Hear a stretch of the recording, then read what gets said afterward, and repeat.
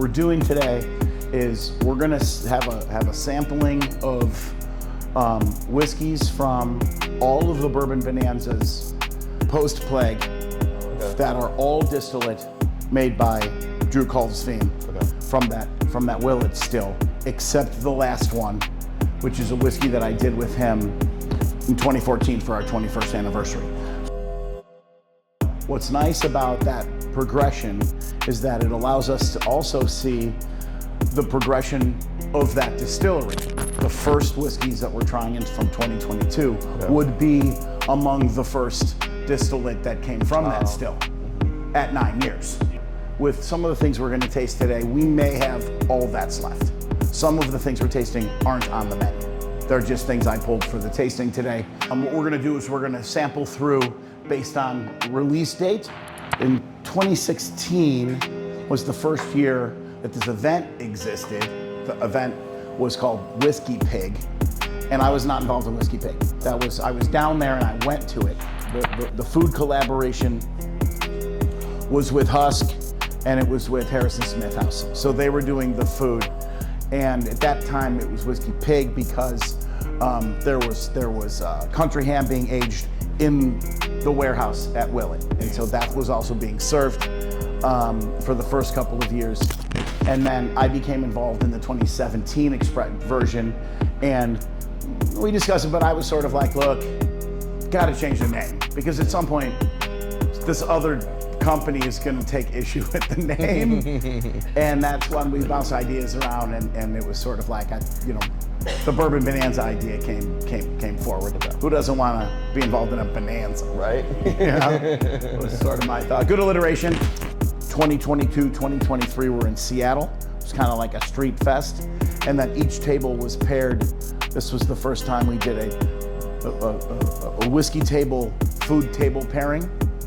And then 2024 was in Chicago for Bottom Lounge, and that's when we did the one-off pairing. So it was like Publican matched to a table, Publican Quality Meats matched to a table, all like Paul Kahn and Rob, they all did the food. And then always Newman from what is now the Mr. Tubbs Project. He's always involved in the food. So there's the constant, where he'll do the food that's associated with the Willett table. And then this past year, we also had some other people involved. Unicorn was involved.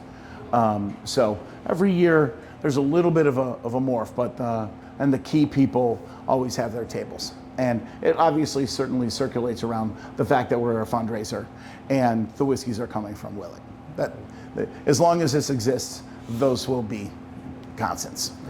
It's another thing I want us to kind of take a look at today, that in this context of these people tasting, something could be 105, something could be 140, but there's no sort of like, I only want the super overproof, or I only want down over here. We're tasting blind. We don't know, other than bourbon and rye, exactly what the deal is. And we're gonna get into that because there's a couple outliers in there that caught people off guard a little bit. This would have been from the earliest distillate that came out of Willett.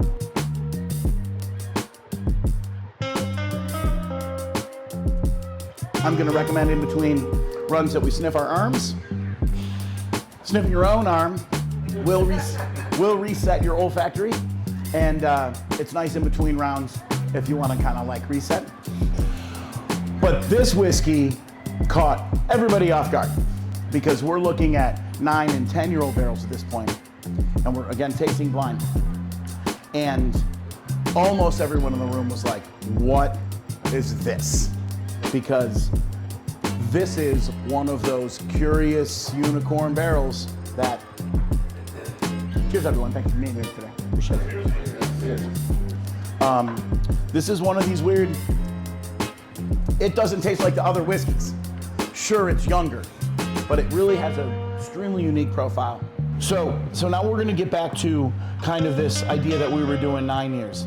What happens when we really see a big variable in ABV? So this is your second whiskey of the second grouping. All of the things we're tasting today, they were thumbs up from me. And I find that this starts to see from our first 2 whiskeys into these 2 9-years. Even though 9-year, we're now starting to also see how the development of whiskeys coming from that distillery.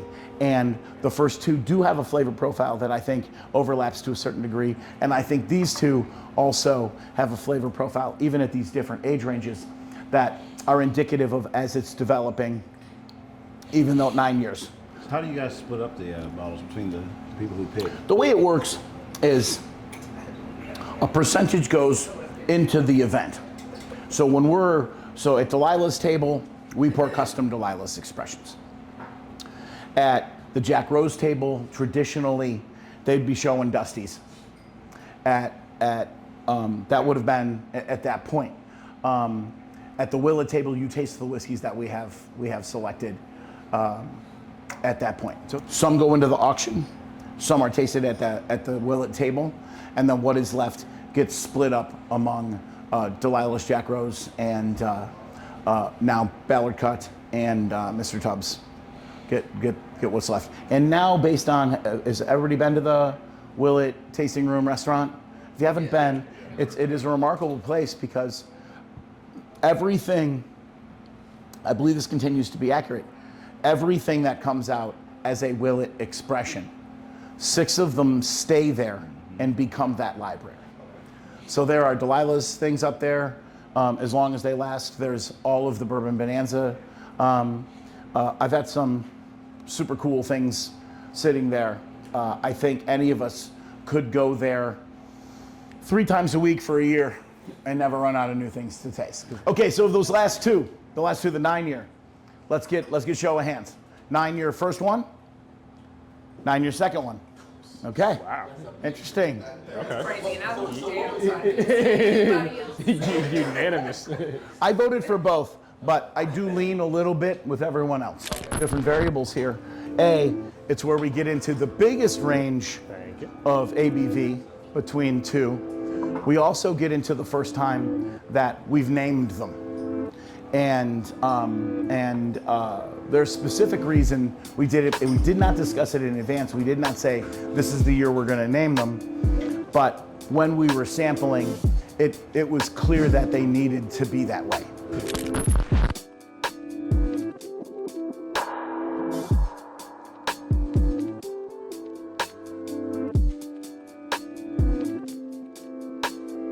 This is both the first time we ever named one and the first time everyone voted for it.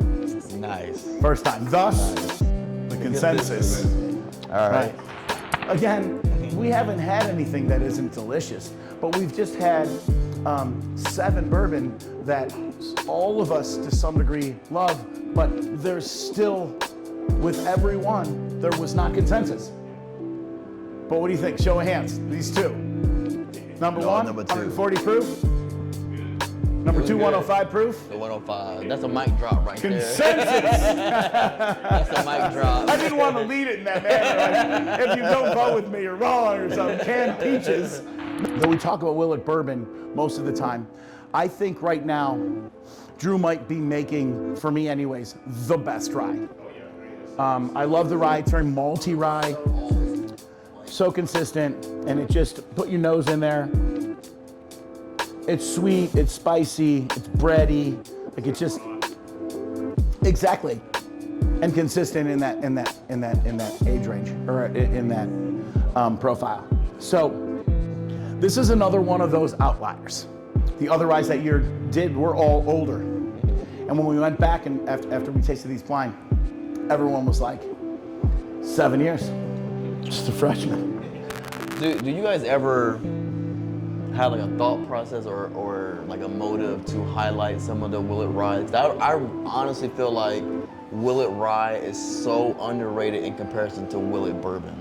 Like, I get it, the bourbons are good, the wheated bourbon's good, some of those mash bills are good, but the Willett ryes are always phenomenal. They're always phenomenal. The 4-year small batch, like to have that, killer. Dude, remember when I was 3 years old and it was sitting on the shelf for like $30 and people were just passing because it was just rye? Just passing. Yeah, like it's What are you crazy. guys doing? He put a little bit of 2-year out, and then the 3 was, and then it was 4, and you know, it's funny. I didn't use any of those as kind of comparison because I just kind of wanted to touch on the idea of join me in the tasting room for Bourbon Bonanza, except for our last one, but it's a different kind of special thing. I usually do press the point of more rye. Again, if we're picking 5, let's say, you know, to have 2 rye, will someone else in the room be like, it's Bourbon Bonanza, right? Not rye revelry. You know? Though maybe we should start rye revelry. It's a pretty good idea. You heard it here first. I'm with you. You heard it here first. I'm gonna have to call them. Bourbon Bonanza with Rye Friday. You know, I like Rye Friday. Rye Friday. That's good. So this is the one that we're doing that's not Bourbon Bonanza. This is also the only wheat that we're tasting today. 21 year.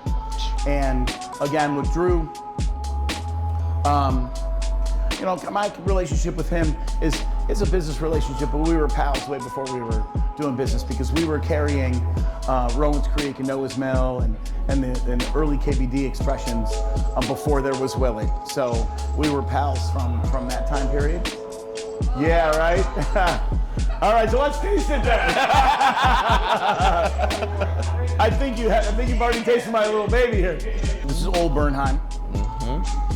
So functionally, this would have been Pappy 20 single barrel 2014. But I think Whiskey Pig, I saw, I was looking something up, and that's like 40 grand or something, you know? And it was just what we put out that year. This is the first time I had people coming in and asking for a number, asking for a barrel number. This is the first time we had a Willett on the shelf that was, do you have any more of that C10? And every time I go back to it, it's also interesting because it's one of the few expressions that say Willett that isn't barrel proof. It wasn't super high. It didn't come down a lot. It was like 112 or something like that.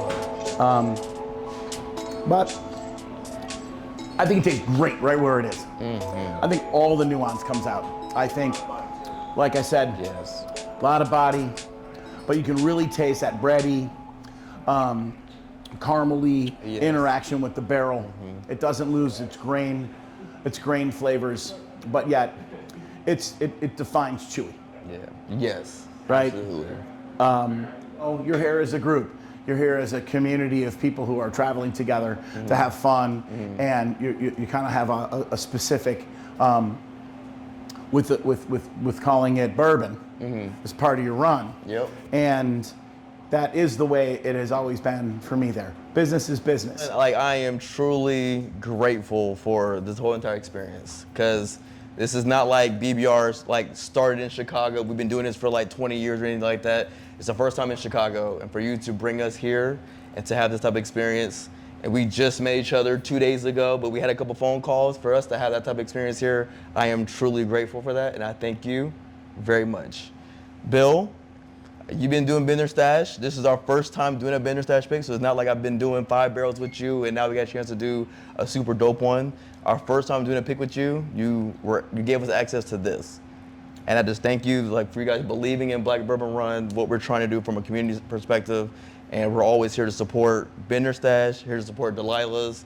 I'm telling you, anyone who comes to Chicago, we're coming here to turn up. And I can't wait for the future picks of BBR with Bender Stash. And like just what you're doing, like the collaboration with Willett, like I really hope that like it just goes crazy for you. And again, just thank you two gentlemen. The stories that we'll have here are stories that you were talking about before. These are the stories that we have for our generation. And I thank you guys for that. Thank you. Hell yeah, Thank you man. very much. Whiskey people are good whiskey. Yes, absolutely. So cheers to that.